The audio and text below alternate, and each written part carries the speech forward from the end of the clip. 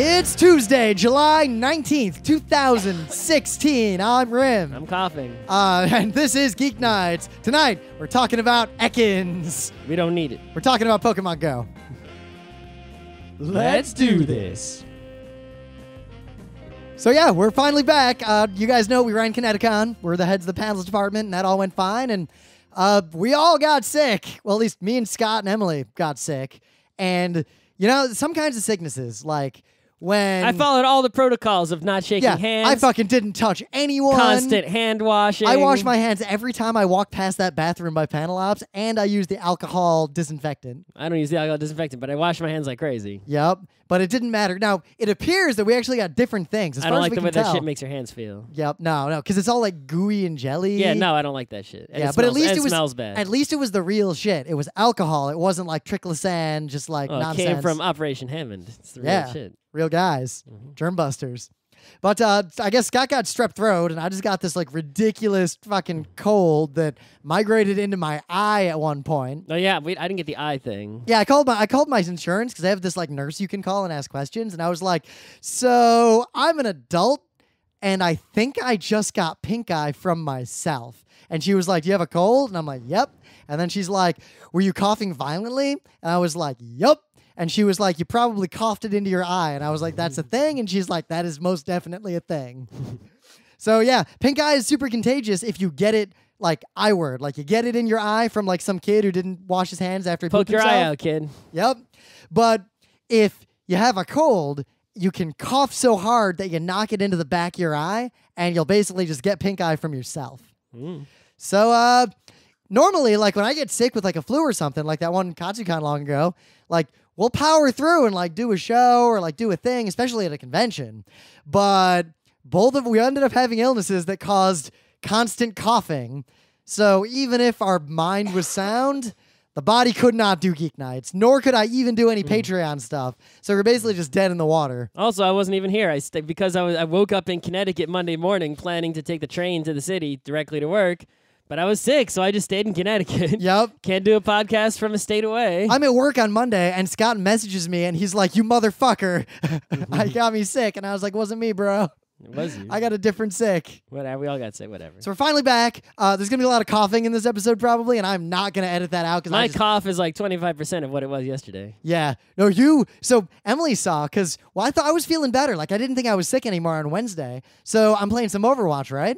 And suddenly, like, the game's getting intense, and I start to say some stuff on the chat, and then I just had this ridiculous coughing fit so bad that one of our friends on the voice chat in the game was like, Rim, you AFK, what's up? Because I just wasn't moving. I was, like, flailing and coughing. I'm coughing more now that I'm talking. Yep. That's how that'll go. You want a cough drop? No. Oh, I think we have some. Emily's coughing out there, too. Yeah. Coughing on the dinner. Well, I don't think I can get what Emily has because I'm pretty sure it's what I had. But at least the party we went to over the weekend was chill times in the summer outside. So I feel pretty good and rejuvenated. And healing wave. Unrelatedly, but kind of related because it's kind of funny. I promise we're not talking about American politics or any nonsense, but the Bad Parties convention's going on right now in America. And something really funny happened. The attendees of the Republican convention, which is like literally the opposite of the nerd convention that we just ran, might have a norovirus outbreak. Well, they're all old people, so their health is not the greatest. Now, it's funny because on one hand, nerd conventions... It's easy for disease to spread. Yep, but nerd conventions are known for disease spreading because, like... There's a lot more people there.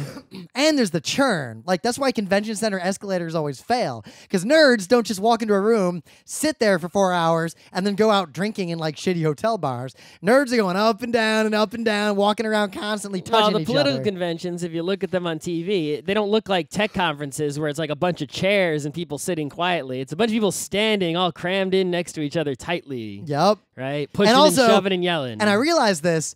And coughing on each other. It's a political convention, spitting. Which means it's not just that they're full of flecks of spittle all over their faces. What do politicians do? Kiss babies and shake hands. They're walking around this thing, touching each other's hands. There's so much handshaking going on there. There's a rumor that I can't confirm yet that maybe 100% of California's delegation has norovirus.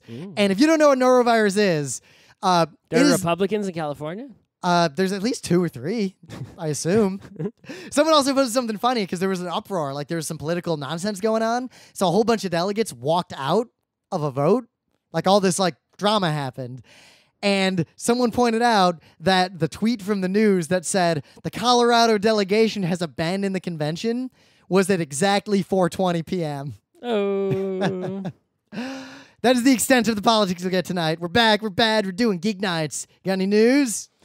I do have a news. The long-awaited video ball In a grim, dark future when all humanity has was been released subsumed. to the world like a week or 2 ago. Have you played it yet? I bought it immediately and have not even launched it or installed it because I have not been home and not sick and at a time when I'm going to play some video ball. Even at a time like this, we've been Why didn't talking you about release this your game in the winter? Why would you release your game in the warmest, most beautiful time of the year? I mean, we've been talking about this game for what, almost 3 years? Every PAX, we go up to these guys and we're like, just give me the game. Like, I don't just give me the game. I want the game. And Also, at a time that just so happens that even though I'm ready to play video ball, everyone that I would play video ball with is Overwatch. instead playing Overwatch and Pokemon Go. And even if I played video ball, no one else is video balling. Now, luckily, it's not a fully transitive situation. You can play Pokemon Go and video ball at the same time. You can play Pokemon Go and Overwatch at the same time. You cannot play Overwatch and video ball at the same time, especially because the competitive season started and let's just say that the level of Overwatch play is rising rapidly.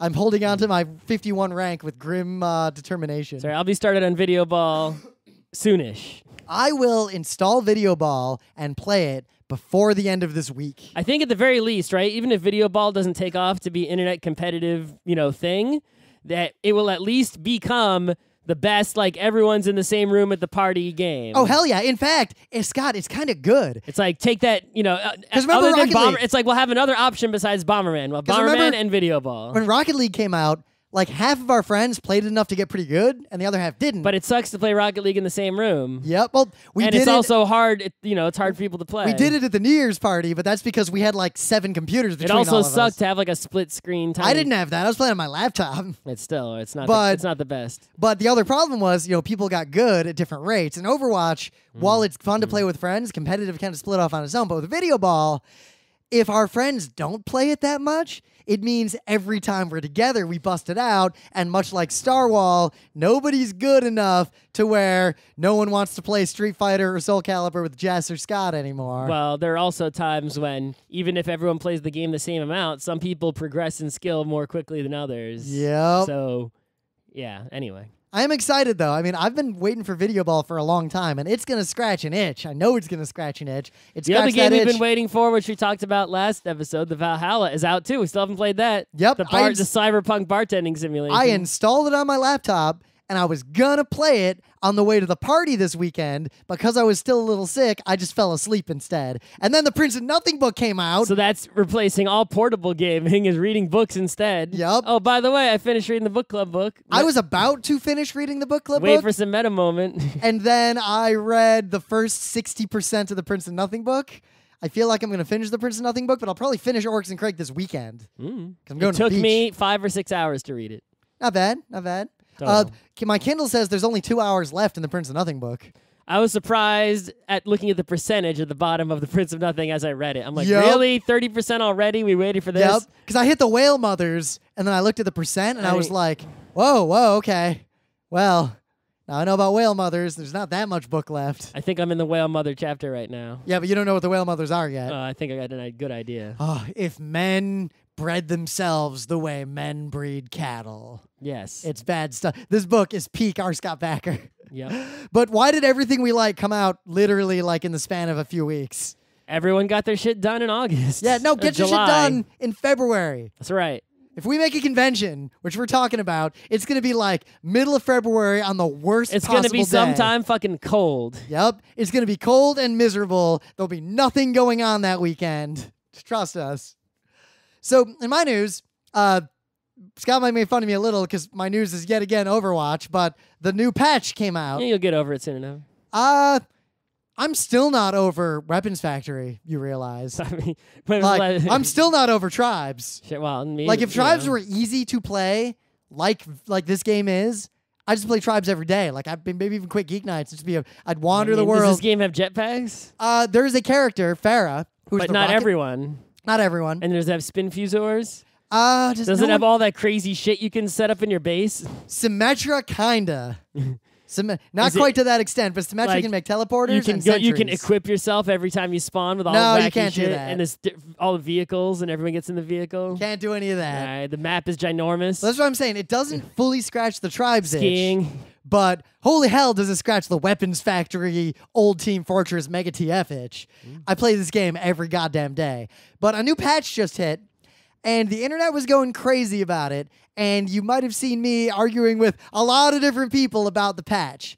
But the patch is interesting for a number of reasons. So I'm going to read the patch notes, because one thing you should know, Scott and I were talking before the show, one thing Blizzard's real good about is there's like this twofold balance. On the one hand, they don't listen to you when you complain to them at all. They do, actually, a little bit. Well, the Hearthstone people seem to be listening. They listen somewhat. They listen in the sense of they see people who are mad and they look at the game and say, "Oh, there's a problem there. Let's fix it." But they don't listen to you when you're like, "You should add another kind of card called this and let us make mods of the game." No, and they're definitely not letting. They never let anyone mod anything. Blizzard is the most anti-mod, right? They go after anyone who sets up their own server. They like bring the lawyers on. And I'm telling you, I used to be super pro mod. The only reason I am not anymore is because of Tribes 2.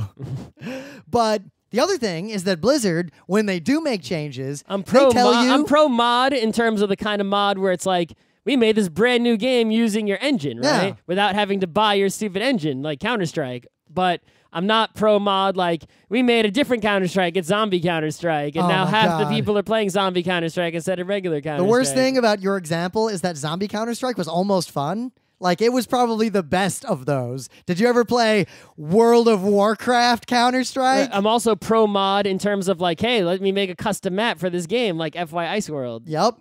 Or Civ 5, like, let's just make the entire Prince of Nothing world into a scenario. That was my idea. It was. I should just as long as you admit that it was my idea. I should just post that chat. Was it your idea, or did I incept it into you? What came before? I came before. Well, actually, we have a chat log. We can go see exactly what came before. Yeah, me. But, so the one thing, I'm going to read some of these change notes because Blizzard goes into a lot of detail. If a match goes into overtime for more than 20 seconds, the overtime fuse will now burn down much more quickly. So if a match doesn't end definitively at the end of its time, it goes into overtime. The way overtime basically works is there'll be like an objective of some kind.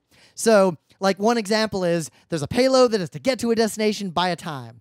If the time runs out and the payload is not yet at the destination, then the people pushing the payload lose. Yep, but the payload is still moving because the attackers are still on it. Then overtime starts, and as long as they stay on the payload, the overtime goes on forever. But the moment they're off the payload, there's this overtime fuse that just goes, Boo! So it basically it's 20 seconds, right? So it basically allows you, if like... Well, no, it's 20 seconds from the point you are not advancing it any further. Right, but I'm saying it's basically allows for the buzzer beater situation. We're like, we almost made it. We don't want to just get cut off like, you're 1 second away. Theoretically, you could spend the whole match at the beginning of the thing, like you're like way away from the objective, hit overtime, and if you just never get knocked off of that thing, you'll eventually take it over the finish line and win.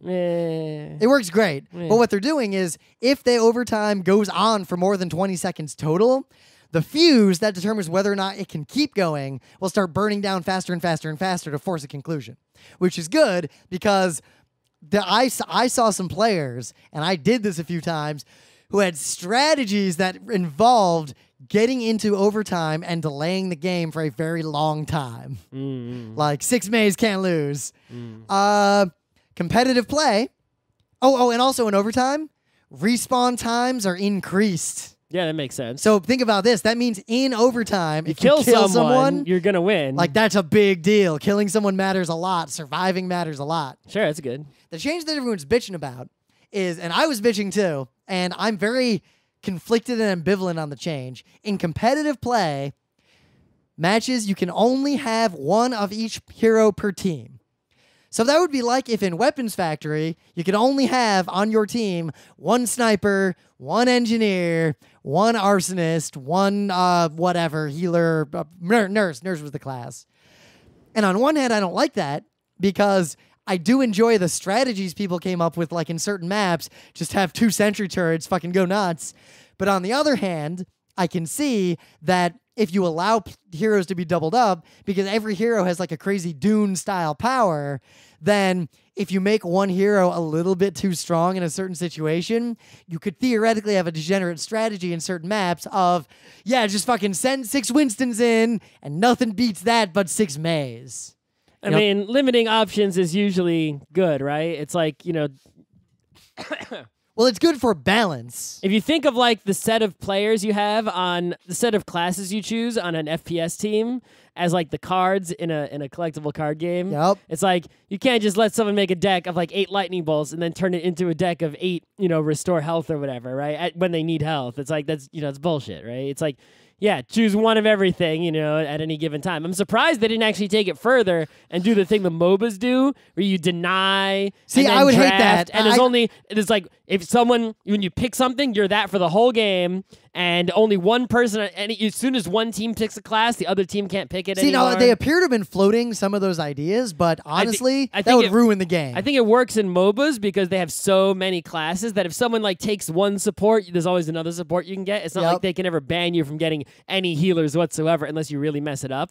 But I don't think Overwatch, while it has a lot, it doesn't have enough yet. Also, Overwatch is more like make your team a 6 with your strategy for those 6 people, irrespective of the other side. It's more like hockey and less like a MOBA in that regard. Like, this is my team, it's your team. There's no like counter picking, like, they picked that person, so we need to pick this person in to fact, beat them. you can't see who they pick until you see them in game. Well, they could let you see, right? If they They wanted. can let you see. They could, if they built the MOBA like character selection system, Yeah, they would let but you I'm saying see. right now just you like can't. Right. But what it means is, to use the hockey analogy, because you can change characters during the match, like when yeah, you die, that's you another can thing switch. MOBAs you can't do. That is great because that is like a hockey line change. Yeah. And it works really well. So I'm really ambivalent on the change. I suspect in the end, now they gave some additional notes as to why they made the change. And the change It also seems just makes to, the game more interesting. Yeah. Here's the pros and cons. The pros of the change seem to be, one, it's easier to balance heroes. Like, they can try crazy stuff with a hero, and they can test it much more easily for balance. Right. If there's some ridiculously powerful hero that's like OP, each team will have one. At most. And that's it. And right? you can balance around that. And you won't have these boring games where it's like, we made a hero OP. Both teams are 6 of the same hero all the time. Oops. You just save yourself from that. Yep. But the main complaints seem to be that competitive players are whiny little babies who are complaining that it was really hard to counter certain strategies on certain maps. They didn't appear to be completely degenerate. It's just babies got to get good. Well, also, yeah, it's hard to counter certain strategies in certain maps, but now those other people can't use those strategies because they also have to have 6 unique heroes. Yep. And they can't come at you with 6 of the same guy. You don't need 6 of the other guy to stop them. They only have, it's like, come on. But like there were some maps where, and here's my counterpoint on the other side. When this wasn't a thing, especially in casual play, you'd see these amazing spectator moments where the crazy bullshit goes down. Like a team's losing, and suddenly they just kind of get desperate, and 6 Winstons just burst onto the scene and go crazy, go literally apeshit, and it was real fun. It's like when the crazy crap, like the onside kick nonsense happens. Yeah, in that's sports. why this rule's only in competitive mode. Hearthstone did the same thing. Hearthstone, they have competitive mode, which is like standard mode, and they also have wild mode, which is like play all the crazy cards. Woo! Now, I suspect. Now, again, I do not know the math. I don't have any of the stats that Blizzard has. I suspect they could have gotten away with doing actually the thing that Weapons Factory did back in the day, because Weapons Factory is the most recent game that's like this game. Mm-hmm. And what they did is all the people who ran servers sort of converged upon certain classes were limited to a limited number and others weren't. Yeah, another way of doing this that's just too complicated for real-time switching is just use a points-based system. Like each class is worth X points and your team can only have X points on the field at a time. But it's like imagine respawning and being like, I have to choose a class. There's only 20 points available. I want a class that costs 22. Can someone else die and respawn to something that costs 2 less so I can switch to the, it's like that. It's like, fuck that nonsense, right? Yep. But that's a good system. Other than that obvious problem, if you were like planning at the start of the game, like building a miniature, then it would be fine. Yep. But I remember in Weapons Factory, I remember the full details. It's just been so long. But like Gunner was like Bastion is in Overwatch, and most servers said only 2 gunners, only 2 engineers, because like 6 turrets in a room in a 10v10 was just unbeatable. So they do that sort of thing. I hope in the long run, that's what ends up happening. I'd like to see a little bit of hero stacking because it really adds to the strategic depth of the game. I think that all they really need to do to solve that is to just do, like I said, with the MOBAs, right? If you want it, for example, I do not want to see a lot of heroes in this game. Like I don't want to. I want there's going to be a lot of heroes. I don't think there'll be hundreds because they're going real slow. I don't know if there'll be hundreds, but for example, like you want more engineers, right?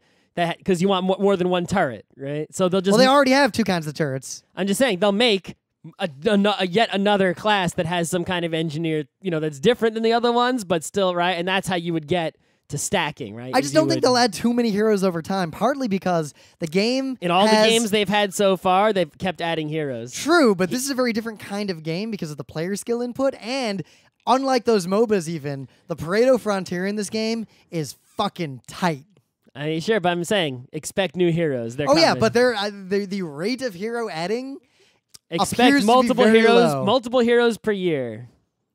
Well, I don't know. I don't think it'll be multiple per year. It'll be multiple per year. I guarantee maybe it. at most 2 a year. No, it's gonna be it's gonna be at least 5. I don't know.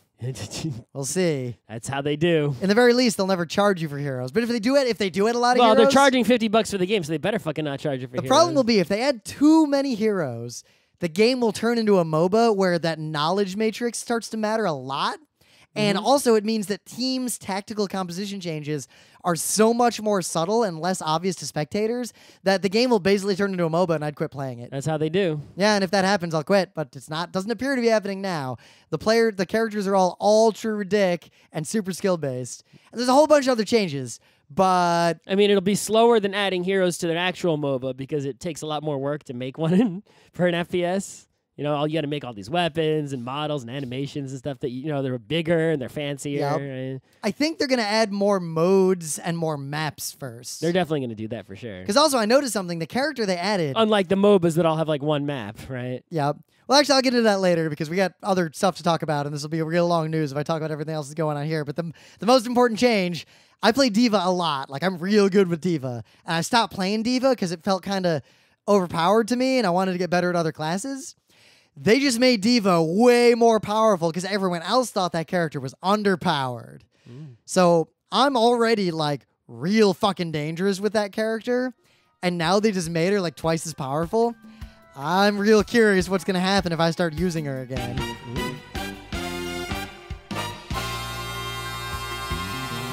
So anyway, things of the day. Got a thing of the day? Yeah, some dude got some Legos and he made...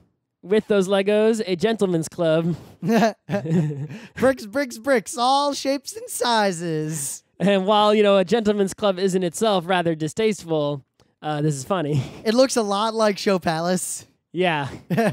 Like specifically Show Palace. It's quite lowbrow, but it has all these Lego jokes. And but I'm quite lowbrow. It's well constructed, so... So, multiple people sent this to me. This is called Hyperreality. Presents a provocative and kaleidoscopic new vision of the future where physical and virtual realities emerge in a city saturated in media. This is basically... Now, I couldn't find it because I forgot what it was called. I couldn't remember who showed it to me. So eventually, I just typed into Google and I was like, dystopian augmented reality. And this was literally the first thing that came up. But it is a video that's like a first-person view of a human being living in a... pretty likely future of what augmented reality is actually going to be like in the real world. But I mean, we've seen stuff like this a million times before. What's different about this one? Like what? Name one. Well, there's like the Deno Coil anime. Deno Coil is a lot different from this. Yes, Scott, it is superficially... Here's a future where augmented reality exists. Blade Runner, every single cyberpunk thing ever.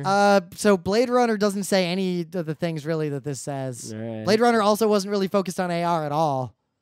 Blade Runner They dealt live. with... Yeah. All right, Scott. There are works of media that superficially cover the same broad spectrum of ideas. I mean, is it just someone walking around and there's like ads in their face all the time? That is one tiny aspect of this. Also, what is very different about this is that it is very well constructed and has a deep variety of very specific and subtle details that really drive home the terrifying reality of this sort of future. The moral is always block ads. Yeah. Always, always, always block ads. In every aspect of your life, block ads. 100 years, blockads.com. You haven't played gods. In the meta moment, the book club book is Oryx and Crake by Margaret Atwood. I read the whole thing. It took me like 5-6 hours tops. I'm going to finish the Prince of Nothing book, and then this weekend I'll probably read Oryx and Crake. So I already picked like the next 2 book club books, and apparently Oryx and Crake has like 2 sequels, and those are not the next book club picks, even though apparently you're supposed to read them. Yep. And I didn't even realize that was a trilogy until many of our friends, when they find out that we're reading this book for the book club, are like, oh, you got to read the other 2. I'm like, other 2, what? Yeah. Even though I finished it at that point, I was like, oh, okay. That you just turned the ending from a non-cliffhanger into a cliffhanger by telling me that there was more. See, remember, the only reason I read all 14 of those Wheel of Time books plus New Spring was that I knew that series was already done. There'd never be any more, and the original author was dead. I basically don't start things that I don't trust that I do not trust to end reliably. You're reading Prince of Nothing, though. Based on how those books are going, he knows how it's going to end, and he's likely to survive to finish them, and there aren't that many more. There's going to be way less of those. News tomorrow. If R. Scott Bakker dies before the book after the one I'm reading right now comes out, I'm going to be distraught. Let us put it that way. But I think the danger of that is much lower than with, say, the awful Game of Thrones books that I really have zero interest in reading. Yeah, no, fuck those. Yep. In other news, now that Kineticon is done, all that content that's been kind of on hold for a long time is coming back full force. Scott's going to make a bunch of videos. I'm going to make a bunch of videos. Got a ton of things for the Patreon. I got a bunch of panels from other conventions I got to upload to YouTube. GeekNights Presents Utena 15 is like 90% done. All this shit, a creative explosion is going to come out dependent only upon how nice it is outside.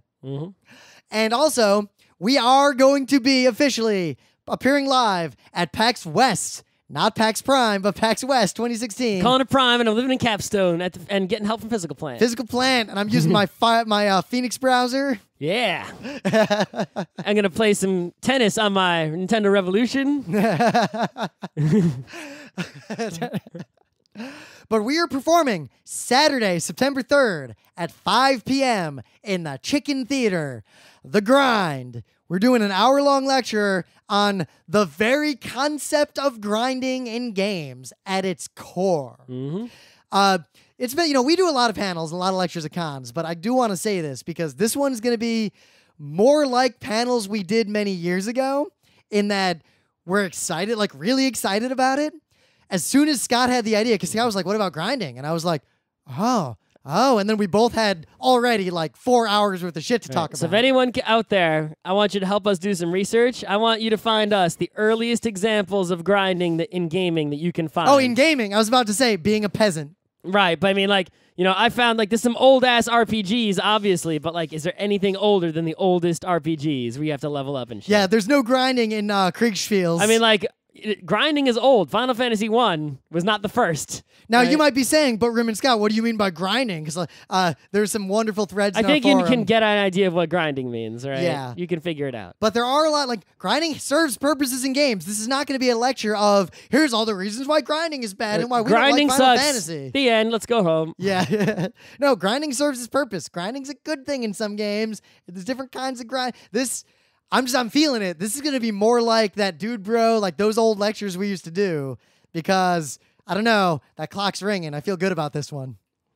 Because I've noticed the lectures that we really, really like, we basically do like twice at conventions. And the second time we do it, that video is what we put on YouTube, and it's just perfect, and we never run it anywhere again because the perfect version's on YouTube. But then we got lazy for a while because we've been busy, so we'll take like one panel and run it at like 8 conventions. I feel like this one might be a one and done on YouTube. See, I'm Babe Ruth in it. I'm just pointing. I think this one's going to be good. Whatever. Also, PAX is 4 days, 6 if you go to Dev. I'm going to be there for all 6 days, and it's going to be amazing. I don't think we have any conventions after that until MagFest, Good.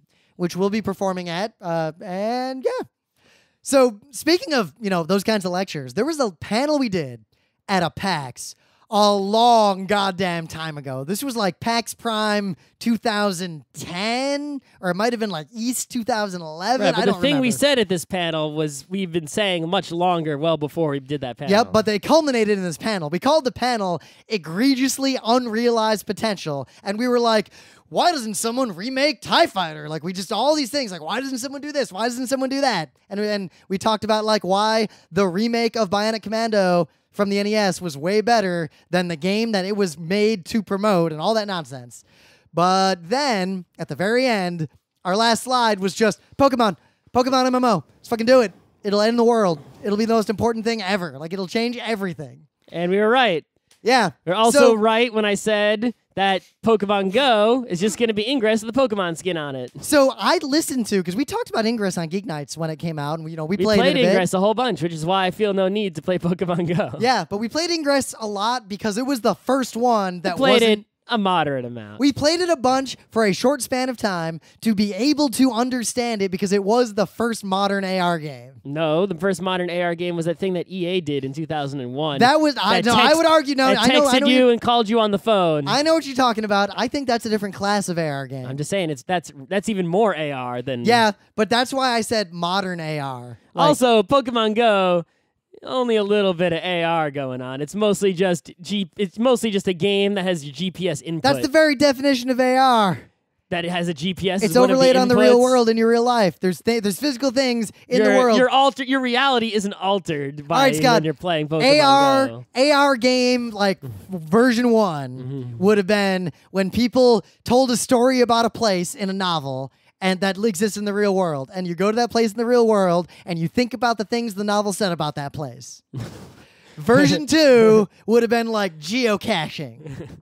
But Pokemon Whatever. But anyway, when we talked about Ingress, we both said multiple times that this is the model. This is the blueprint for a real AR game down the road. Like, this is clearly... This is just a candy box. This but is Google through Niantic experimenting with this concept. It's like the beta test that they're going to use this data to make a real game later. And then, a while ago, years ago, was it years ago? It was a while ago. at least a year ago. But remember when one day, Pokemon just appeared in Google Maps for a day, and then they disappeared? Like, just... There were Pokemon in places around the world, and you could... Yeah, Nintendo and Google have been pretty tight with Pokemon and stuff for quite a while. They have been friendly to each other. When that happened, that one day, I was like, there's a Pidgeotto just on Google Maps, and I clicked on it, and now I have a Pidgeotto. And then, like, we talked about it. But one thing that I said in that Geek Nights was, it's interesting because that means that Google and Nintendo talk to each other and made that happen, like Roger Rabbit style, including characters of multiple properties. Which meant Google and Pokemon were talking, or Google and Nintendo were talking, and we basically predicted that this was going to happen. You mean Alphabet? Yeah. Physical plant.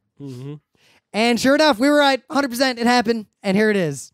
Yeah, we talked about it when it was announced, and now it's here, except the wristband thing isn't here yet. Yep. And it's exactly what we said it would be. Yep, and it's interesting because... it changes. And all those people who were like, oh man, they kept saying stuff it wasn't going to be, and I told them they were wrong, and they didn't believe me. They're like, oh yeah, there's going to be like battling. And I'm like, no, there isn't. And we were right, there isn't. Well, there sort of is, but not regular Not Pokemon really. battle. Not the way that they were thinking. Now, it's interesting because Nintendo, they've said features will come, and they have said specifically trading and all those other things are going to come. And the people are also like, oh yeah, you'll be able to get Pokemon and bring them into your Game Boy game. And I'm like, nope, that's never going to happen.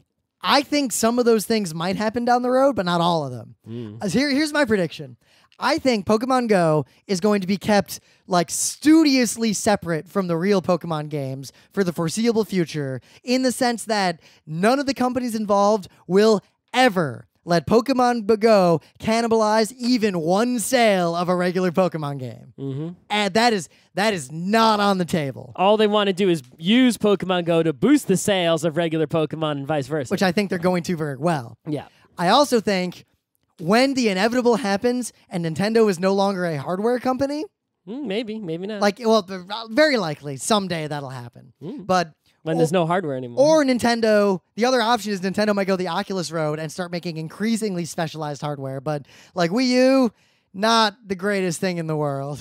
No. Like, there's a reason we don't I just own want to one. play Mario Maker. I don't want to play anything else. Yep, and remember, the big game I wanted to play on it was actually Splatoon. No, Overwatch. Like, Splatoon's dead, Yeah, effectively. I never needed to play Splatoon. Look, it's a real good game. It's just I'm sure, but Overwatch is better. I don't need that in my life. I'm good. Yeah, I did need it in my life, but it wasn't worth owning a Wii U to have, and the fact that it's basically dead now in light of Overwatch means I was correct. But Pokemon Go, if Nintendo stops being a hardware company and goes the way of Sega and starts selling like regular Pokemon games like on Steam or on other consoles or just on phones, then the great singularity will happen with Pokemon Go, but only then. It's unlikely Yeah, they'll merge don't hold them. your breath for that one. Yeah, exactly. That is a distant future that requires a lot of different dominoes to fall over. So, since I knew exactly what it was going to be and it turned out to be right, I never even bothered to play Pokemon Go. Have you played Pokemon Go? I played it, but I did play Ingress all the way up to level 8 to really like see. I played it to I don't even know what level. I'd have to log in and find out. But I got to level 8 just because that was the highest level in the game when it came out. And then they added 8 more levels.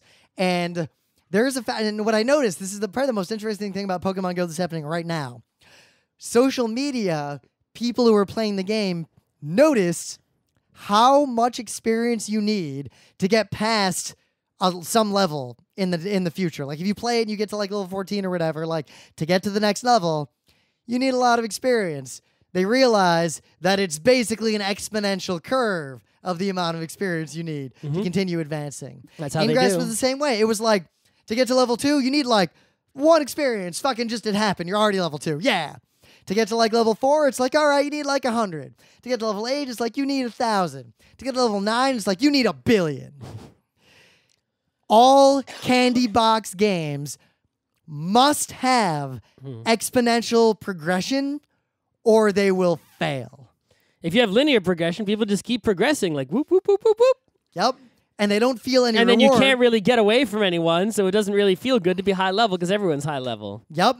Because remember, there is no cost to you to level up in Pokemon Go except to keep clicking. If you just keep poking at the game, you'll just keep leveling up.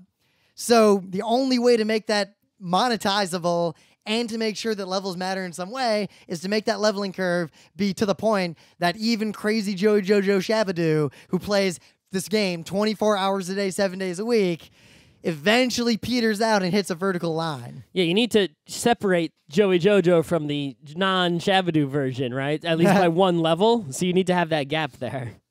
But also, the game is competitive, but it's competitive in the same way that Ingress is. In fact, it's even... I've spent more time on the game than you, and there's more people who on my team color living in this area than you. I mean, basically, the way it works is they added a few things that make it objectively way better than Ingress, but they took some Ingress concepts and super fucking dumbed them down. So Ingress has the portals, and you like have to team up with people and like collaborate to connect them together. All that teamwork is gone. Like, teamwork doesn't mean anything in this game, really. Like, the team you're on, fuck it, it doesn't matter. Like, who cares? Also, everyone's smart. There's also no green team. Everyone's smart's on the blue team. Because the blue team is like, we're going to learn about stuff. And the red team is like, we're going to be strong. And the yellow team is, don't trust science, go with your gut. Fuck you, yellow team. Yep, the yellow team is Hufflepuff. Fuck you, yellow team, so much. I mean, I really wanted to be Team Rocket. I feel like I could still be Team Rocket. All I have to do... Green team or Team Rocket should be the teams, but they're not All there. you have to do to be Team Rocket is place a Pokemon lure at night and then hide in that place. And when kids show up playing Pokemon, literally run over, punch them out, steal their phones, steal their Pokemon. Steal their Pokemon. Think about it. Team Rocket could be real. You can literally mug a kid and steal his real Get Pokemon. a Team Rocket now. cosplay, come out, do the thing. The kids will be like, yay, and then steal their Pokemon. Yeah, then you're like, no, really, kid, give me your fucking Pokemon. I'm taking that Pikachu. No, give me the phone. I'm gonna break your phone and kill your Pikachu. I feel like this has got to happen. But anyway, so instead of all that portal stuff with the connecting together and the shields and the stuff, Pokestops, you basically just go up to them and you have to literally like click on the screen. Yeah, what's the difference between a Pokestop and a gym? So a Pokestop is an ingress portal. You walk up to it, and you got to go into the screen, and you see the circle that shows like what the thing is that you don't care about, and then you've got to spin it. you put your thumb on it and you spin it. Whoa. And you know what? You know how fucking non-intuitive this is? I didn't know how to interact with them until I looked it up. At no point did I think I should spin that thing. So you go to the Pokestop and you spin it a bunch. And then a bunch of bubbles appear, like 4 or 5 bubbles with like individual Pokeballs in them. And you click on them all to get them. Okay. Which is just real like So you mobile game you basically bullshit. sit there tapping to collect Pokeballs. Yeah, but you gotta physically walk to the thing and tap it. Okay. And then you can go to a gym, and if you have a really high level Pokemon, you can attack the gym. And then you play this really bullshitty game where you jump your Pokemon left and right and like real time battle the guy, but level's the only thing that actually matters. And level is the CP value. And CP value basically just means you spent the most time playing the game. You level up, like you want to level up your Weedle, you got to catch like 1 million Weedles, grind them all into Weedle candy, feed Weedle candy to your Weedle to level them up. So there's basically no way to level up your starter because you can't find Bulbasaurs out there to get Bulbasaur candy. So your starter's just completely useless bullshit. You can't feed it Weedle candy? Nope, you got to feed him Bulbasaur candy. Because I know you all caught a Bulbasaur in your bathroom. No one So got basically, anything else. really, you only have one of each Pokemon, but their level is equal to pretty much the number of that Pokemon that you've caught. Yep, so you catch like 1 million Weedles, then when you're bored one day, What you about sit there- evolution, right? So if I catch a Weedle and it becomes Beedrill eventually, right? Then I catch Weedles and I can't find any Beedrills in the wild. Oh, but Can I feed the Weedle candy to the Beedrill? Yes. All right, that's fine. Yep, that's fine. You can also catch evolved Pokemon, all the original 150 or whatever are in the game right now. All the Even evolutions. Mew and Mewtwo and Dragonite and Supposedly you can't get like Mew and Zapdos? Mewtwo yet. Zapdos. I think you get Zapdos already. Yeah, legendary stuff. Okay. I think you can. I'm not sure. Like I said, I haven't really played that much. I got Dugong. 40 Pokemon, but I got Omanite. Omanite. I just caught the Omanite like at Kineticon, just like at City Steam. So Praise whatevs. Helix. But some Pokemon are region exclusive. I think Tara or whatever, like one of those Pokemon is like Australia only, or Genghis Khan. Genghis Khan is Australia only. The kangaroo. Yep. Yeah. And Mr. Mime is the Europe exclusive. The mime. Yeah. France only. Yeah. Uh-huh. The best tweet I saw was like, Europe, we're so sorry. I'm not sorry. Fuck you. And already all our friends were like, Rim, you've got to fucking get us Pokemon. Because I'll be in Australia soon, so. You can get Pokemon for people. I thought there's no trading. There will be trading. They've officially said trading will come. Whatever. But yeah, the gym is basically just be ridiculous high level because you wasted your life, and then you can play this bullshitty game that really only level matters to take control of the gym, and then your Pokemon stays in the gym fighting off other people until someone else beats it. So when your Pokemon's in the gym, can you use it, say, at another gym? Nope. Or it's just stuck there? It's just stuck there. What happens if it gets beat? It comes back to you, I guess, dead, and then you gotta like revive it, and then you can use it again. Is it at the level it was, or does it lose all its levels? I think it stays at the level it was at. All right. But the gyms suck. Like I decided, like this game, I will play it because it is actually really fun. The third piece of the game is the AR part where you're walking down the street and it buzzes. You're like, oh shit, there's a Pokemon. And you pull your phone out and you look at your camera and then you find it and it's in a physical place, like a specific physical place. And you see it on your screen overlaid over the real world. And it like pegs Then you itself. take a funny screenshot and tweet it. Yep, because do you know how many Pokemon I have on people's dicks? I'm enjoying the tweets without having to play the game. I'm and making the getting the tweets. full benefit without having to waste my life. That part of the game is super fun. Because like I was walking down the street the other day and my phone buzzes and I look and I see a Pidgeotto and I'm like, ooh. And I tried to catch it, but it kept flying away from me. So I'd like fucking come back here and I'm like chasing this Pidgeotto. I threw like 20 Pokeballs at it before I got it. But that's the only part of the game that's fun. So I am literally not going to try to level up. Never going to interact with the gyms because they're stupid. And also the gym near my Just office. going to try to get funny screenshots? If you live somewhere like Hicksville, like the local gym has like a CP 30, like you can just go put your Magikarp in there and you're good to go. But in Manhattan, the gym next to me changes hands like 100 times a day. And the people who are attacking it are so high level that I don't even know how that happened. They're not doing anything else with their lives. They're not podcasting. Yeah. Just play Pokemon Go. Play it while at work. Play it on the subway. Play it on the way home. Play. So I guess don't get me wrong. The game is fun, but it is like the minimum effort. It is the mindless candy box we thought it would be. Yep. And the AR part is fun. None of the other parts of it are fun. if you think you're going to play it at all, it's probably worth it to play it now and put in the minimum effort, because this kind of game, the other thing that's likely to happen Strike is while the iron's hot. when they add more stuff to make the game better, you don't want to decide to start the game then, because then you're that dude who's playing World of Warcraft, doing the beginning, like, terrible content, while everyone else is playing the new awesome thing that came out. You're that dude who tries to start playing Netrunner and everyone else already has all these cards. Or Yep. playing, Magic the Gathering and everyone else already has all these cards. So, and also, usually these kinds of games, there'll be ways to level up now to power level that will probably disappear in the future. You show up at the Warhammer meetup and you got your brand new little tiny piece of Space Marine, but everyone else already and a man with a beard longer than you are tall Everyone shows else up. already has a giant painted army and you got your little squad.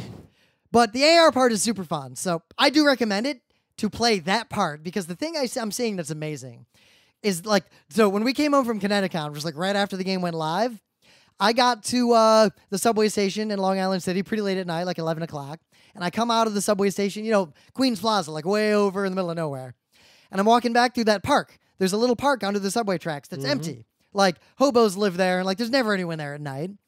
It was crowded. There were like 40 people milling around, and every one of them had Pokemon out. There are a lot of people playing this game. Like, there's no question. I see this game being played on the street pretty much everywhere. Yep, like there's a giant crowd of people. The funniest thing in the world, there's a big crowd of people in City Hall Park, and every day they're there, like huge amounts of people. They're all playing the game. There's this one dude, and he's there like multiple times a week when I'm out at lunch, and he's basically trying to be an evangelist for Ingress to the Pokemon kids. He's like, oh, kid, I see you're playing Pokemon. You want to play the real game that Pokemon's based on? And the kids are like, dude, no, that game sucks. But why doesn't he just start playing Pokemon? Because he's real mad. All the Ingress people seem real mad that everyone's playing Pokemon because... Why did they just shut Ingress down? What's the point? Because the people who play it are obsessed with it. There's not that many people playing it. There's a decent number of people playing it still. Are they making any money on it? It costs money to run. Just shut it down. Remember, Pokemon also has microtransactions. It's monetized What can you buy? You can buy in-game money that can be used to buy like Pokeballs and upgrades and shit. So basically spend money and you don't have to spin the hoop? Yep. So basically, instead of spinning the hoop at the Pokestop, you can just pay money and get Pokeballs. So all the people who said when Nintendo finally does mobile, they'll do mobile right and mobile different. No, they're doing mobile the same. It's same mobile, just with a Pokemon skin. Mm-hmm. But that's the thing that's interesting there with the Ingress stuff is that Ingress existed. It was the beta test for Pokemon. Pokemon comes out, and now you have something that's never happened before. There's 2 augmented reality games, which are overlays on the real world, right? They use the same data, so every Pokestop is an Ingress portal. Okay. Meaning the 2 games clash with each other in the real world. It'd be like if you made an MMO and then someone else made a different MMO, but somehow like characters from the 2 MMOs could see each other because they're set in the same world of like Erwa or whatever. Like that's the kind of thing that no one who designed video games ever had to worry about before. But because the substrate for AR games is reality, if you decide to put a thing in your AR game in the real world, it effectively conflicts with any other AR game that has the thing in that same place. Also conflicts with real life? Yes. And no one's answered all those questions yet. So just like when MOBAs started appearing or MMOs started appearing or video games started appearing, there's a whole bunch of new questions no one's ever had to ask before, and suddenly a whole bunch of people on Twitter are giving really bad answers to those questions.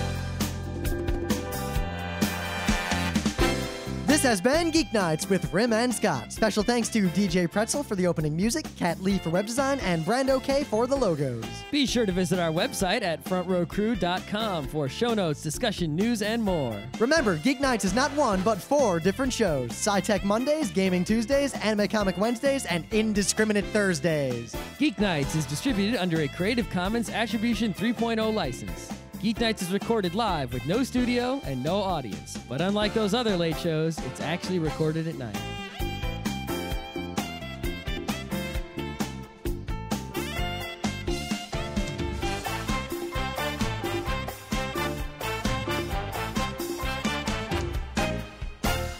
The patrons for this episode of Geek Nights, now that we're finally back and mostly unsick, in order of the amount of money they give us on a continuing basis, are Alan Joyce, Rebecca Dunn, Nicholas Brandow, Heidi McNichol, Amanda Duchette, James David White, Christian Kuntz, Construction Noises, MyStady.com, Sean Hayworth, William Eisenrose, Jeremy Meyer, Chris Reimer, and Thomas Hahn. Brian Fisher, Sailor Vista, Devin Goodman couldn't think of a funny name, Iggy Kidd, Matthew Smith, Char Tavishan, Joe Shiro, Joe Star, Tyler Eller, Don Schleich, Sean Yeager, Clinton Walton, Ren from New Zealand, Ryan Perrin, Drew Openlander, Rare Lavelle, Brian Cedroni, Rochelle Montanota, Finn Eric Silverrod, Chris Reimer, and Thomas Hahn. Aaron Cerise, Chris Midkiff, Chris Knox. You thought this was going to be Thomas Hahn, but it was me, Dio. Sam Cordery, Daniel Redman, Sean Klein, Chris Reimer, and Thomas Hahn. We're finally unsick. We were going to record a Q&A and catch up on those today, but Scott was still coughing too much, so we just ended the show when we ended it. But I think he'll be not coughing by next week. We're going to probably do the Q&A from the politics one on Thursday, and all that content we've backed up is going to start flooding out into your faces over the next few weeks. And now I leave you with something strange. Oh look, there's Mr. Bladder in the basement. What? Now food comes in through the chimney, mouth, and goes from room to room, greeting the different organs. Hello. Now, the good healthy food is very nice and polite to the organs, and so is invited to stay for a party. Yay! But the bad, not healthy foods are very rude and must leave through the cat flap. Rude! That doesn't make sense. Do, be healthy.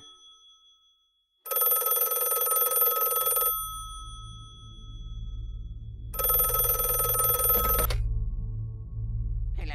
What's that? A tasty snack? You don't want to go and eat a snack like that. Greedy, to eat all that, you'll end up with your gums all grey.